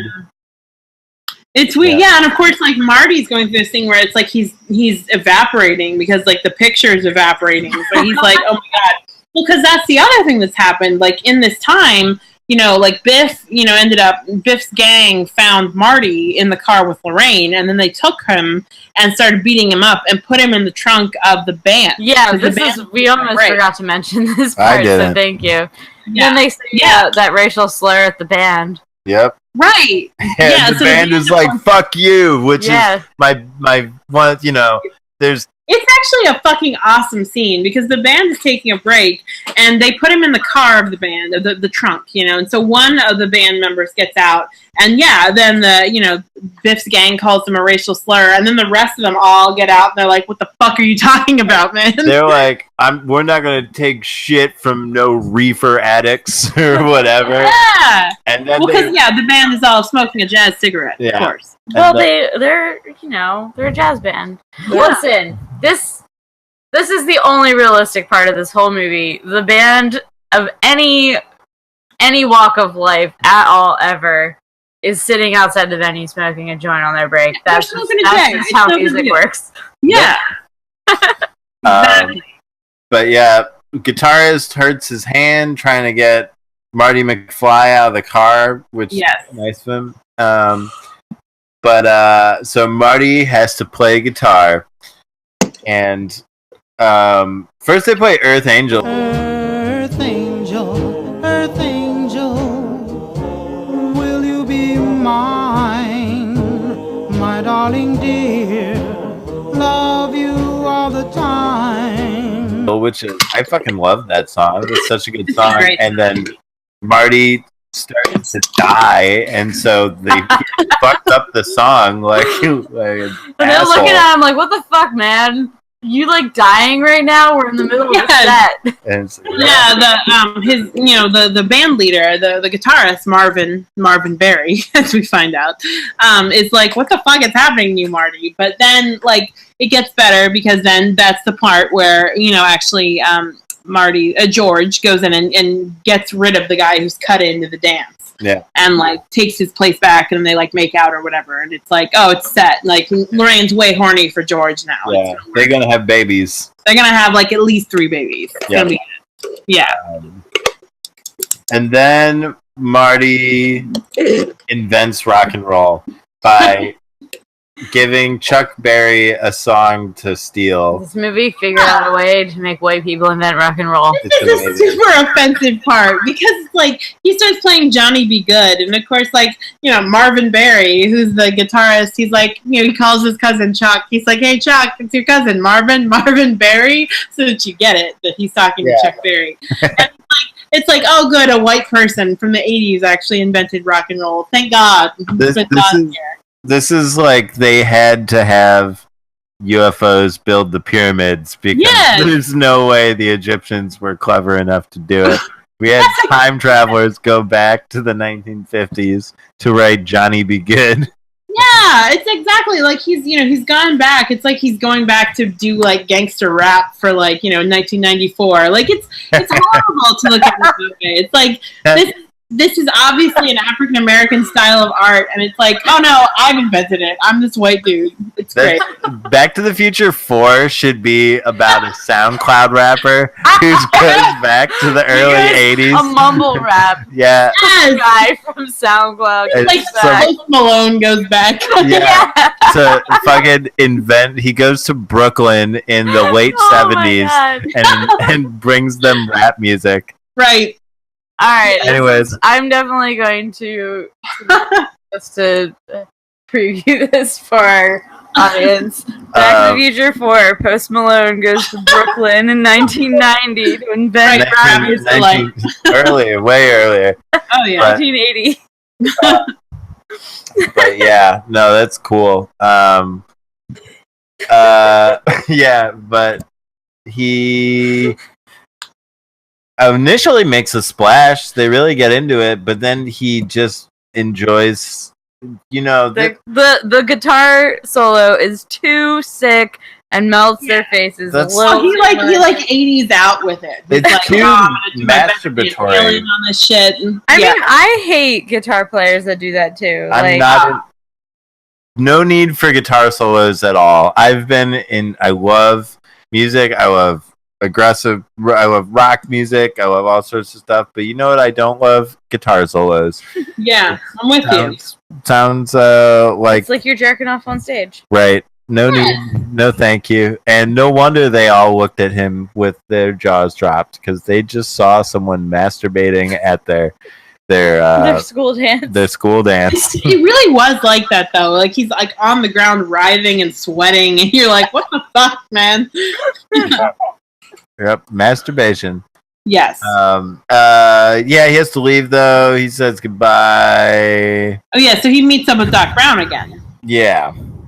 To get, and there's the whole the scene's good. The scene's like really tense, and like even if he's gonna get the power cord leading from the clock tower to the street where the car needs to catch it. It falls apart because a tree falls on it or something.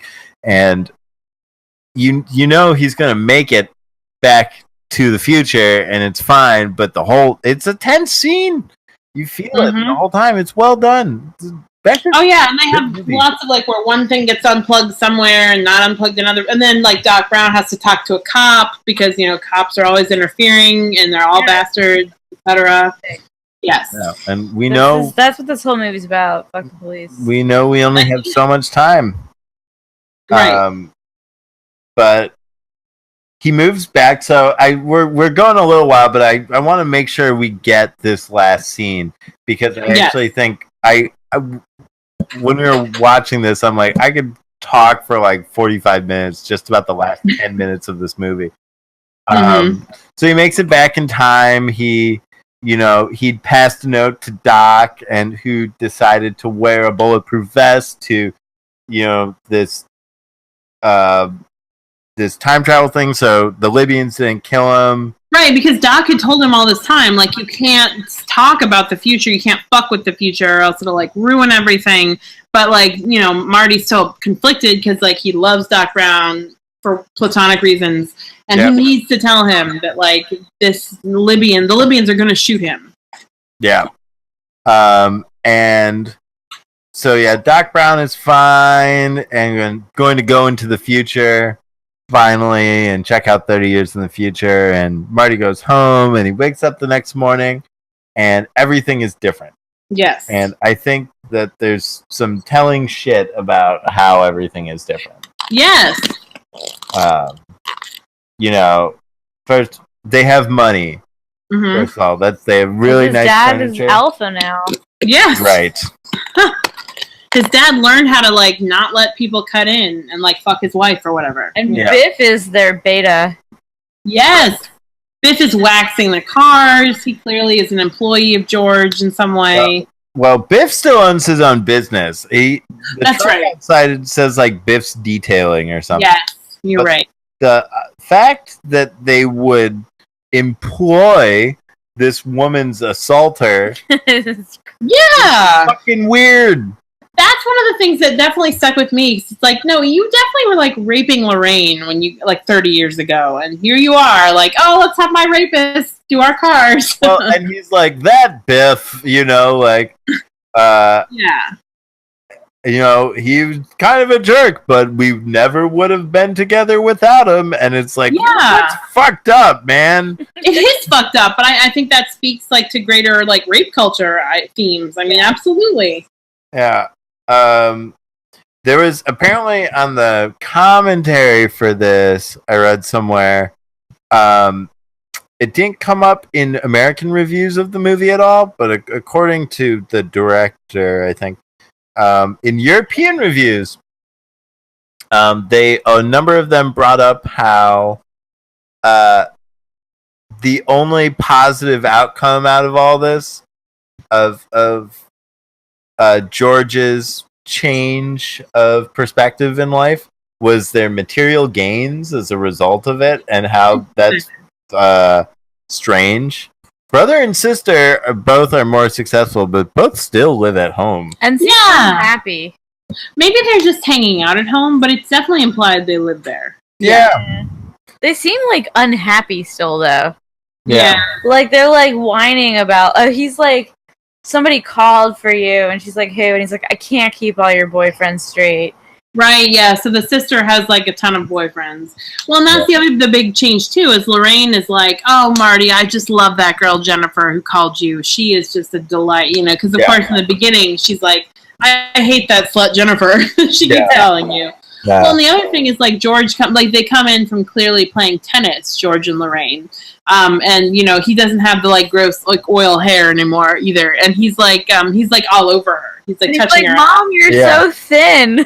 Yeah, she's thin. So, clearly unhappy people are overweight, etc. And, like, all that sort of thing. And clearly she's had, like, this sexual awakening, because she's, like, totally fine being, like, sexually demonstrative with her husband in the future, because she had her sexual awakening from her son or whatever in 1955. So, this whole thing. Yeah. Every young woman's dream, I have to imagine. Yeah. Right. I mean, yeah. But, yeah, what else? Oh, and George wrote a book. Yeah. A sci-fi novel about Marty, apparently. Right. And, I mean, again, but they have this line again. He's like, I did it because if you put your mind to anything, you can do it. That's like George's last line in the movie. Yes, the extreme, like, 80s baby boomer line. Well, and the very Reagan line. Actually, Reagan referenced this movie in a speech. I mean, this is where that, libertarians say it all the time now, but he was like the first conservative to be like, as they said in the film Back to the Future, where we're going, we don't need roads. He loved Back to the Future. Despite, I mean, he loved it partially, I mean, it's the same reason Donald Trump likes shit. He loved it because they made a joke about him, and he thinks that he thought that was delightful. Yeah, and so again, the director tried to take a dig at Reaganite thinking, and it didn't work. It fell into the same trap that. Oh, absolutely! It's very much like gentle ribbing, like from a neoliberal. I mean, it's not really anything. Yeah. But yeah, Marty. He's about to go to the lake with his girl, his new fancy truck, because they have planning that lake trip for a week. That's right. Yeah, when I was a teenager, if I had been planning a lake trip with my squeeze for a week, my parents would have put the kibosh on that. Oh yeah. Well, I mean, that's kind of the difference between the beginning and the end of the movie. Because at first, like in the beginning, when he and like Jennifer are first talking about it, he tells her he told his parents that he's going with his buddies to go camping. But then by the end, Lorraine is like, "Oh, aren't you taking that wonderful girl up to the lake?" It's like, "Aren't you going to go fuck your girlfriend at the lake, Marty?" So yeah, like that. Yeah, well, that's the difference between Marty's mom and my mom is my mom didn't have a son to go back in time and awaken her in the 50s. Yeah. I'm very disappointed. My parents the year she was down with that. Wait, say that again? What? Oh yeah, no. My mom never would have been down with that. She would never have been. No, I would never have been allowed to like go up. Maybe it's because we're girls. Would your mom have been okay with that? I don't know. No. I also, I mean, like, I guess this is sexually liberated Lorraine, and it's not like a hugely liberated like generation. A liberated lady. I don't know. No? I don't know. It's like super feminist. Yeah, in that respect, sure. She wouldn't let you listen to music with the word bitch in it. No, she wouldn't. That was like the main restriction. I like that. Yeah, no, she's a good lady. It was a good rule. It helped me be the person I am today. Good. A podcast host. That's right. Yeah, but yeah, Doc shows up, and now he has like an eco DeLorean that just like eats garbage to travel through time, which is cool. And it flies. It does fly, and he puts like the banana peels and the like old beers in it, and he's wearing the like future clothes and all Apparently that. It's very efficient because it just needed a banana peel and a beer can to fly. Right. Well, and I wonder, have you guys seen that Family Guy episode about this scene from Back to the Future?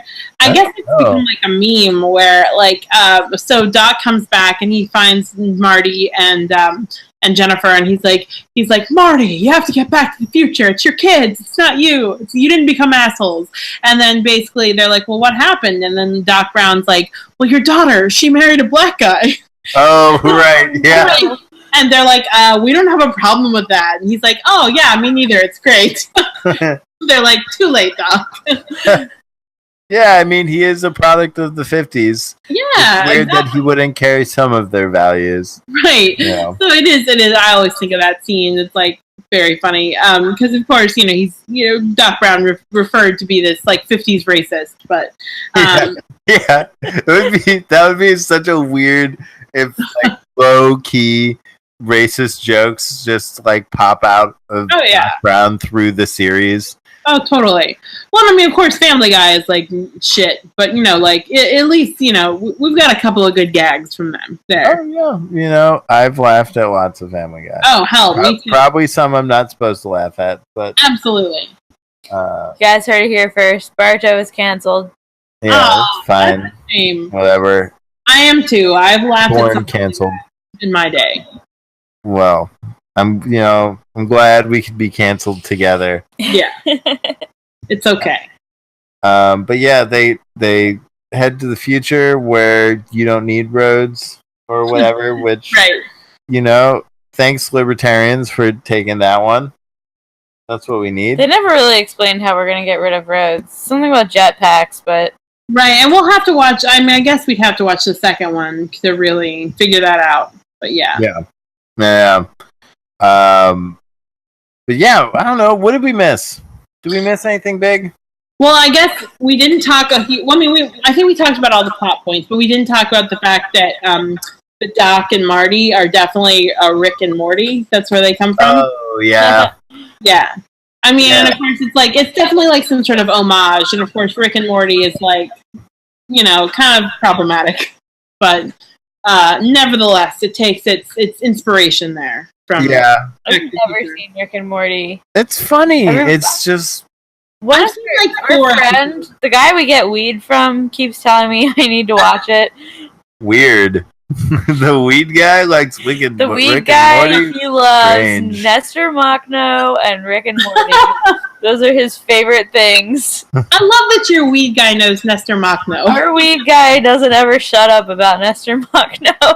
Kind of delightful, and I have to. I know, I love him. He's amazing. It's delightful. Yeah. Yeah, I mean, so there's that, and of course, like the worst people in the world love Rick and Morty, but I mean, there is some redeemable stuff there. Oh, yeah, there's good jokes. I like the idea that they're taking Doc as like this like weird old guy who hangs out with like a weird young guy and like taking it to its logical extreme of like an eccentric, a classic eccentric with too much money is also a classic, generally self-abuser, which Rick very much is in. Yes. And he's like an alcoholic or whatever, and all sort of thing. The idea that Doc is not an alcoholic is absurd to me. Oh yeah. But you know what? That's okay. All movies aren't perfect. Back to the Future is pretty close. It's really good. It is really good, and I do feel like we should watch the rest of it, the rest of the series. Yeah, we could bring you back. I think we're gonna do a couple of recurring characters on this show. We need to get young Neocon back for more Star Trek. Right. I will not be as drunk for that one. I feel really bad about that episode. We need to get Cody Guthrie back. I guess there's a 2001 Space Odyssey sequel. 2010. Oh, hey, nice. Get Hoodie Guthrie back. Yeah, so we'll get you back too. Yeah. Yeah.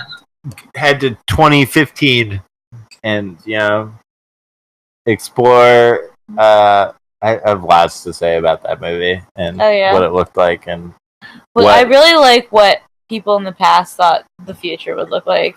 Oh, that's always great. It's great to look at kind of what people think the future will be. Yeah. Yeah. Yeah. It's always like, it's just like in 2001. It's like it's a 60s version of the future. Same as like not a Howard Johnson. Yeah, I like the 80s version of the future for Back to the Future. It's fabulous. It's like they have no imagination beyond what they actually experience. Yeah. Products. Amazing. Lots of products. Yes. But yeah. I don't know, as long as you're here, do you have anything you want to plug or talk about or I don't have anything I'm plugging, unfortunately, but no, just this has been super fun. I'm so glad that I was here. Thank you guys for having me. Yeah, I'm glad we finally got you on here. Yeah, it's been too long. I'm glad. I know. But yeah, follow our friend Elle at Elenarchy, ELEANARCHY. Nice job. I looked at it to make sure I didn't fuck up. I'm at Pinko_snob. And I'm at El Barto Army. We're at popcorn_pod. We're at soundcloud.com/the Conquest of Popcorn. On iTunes, you could rate us there and things like that. Drop us a line in the DMs. I just realized that you need to check, the requests. So sorry to the folks who've done that. You can always DM Pinko. Yeah. Pinko answers DMs. Also, we're trying to get more non-men on this show. Non-men?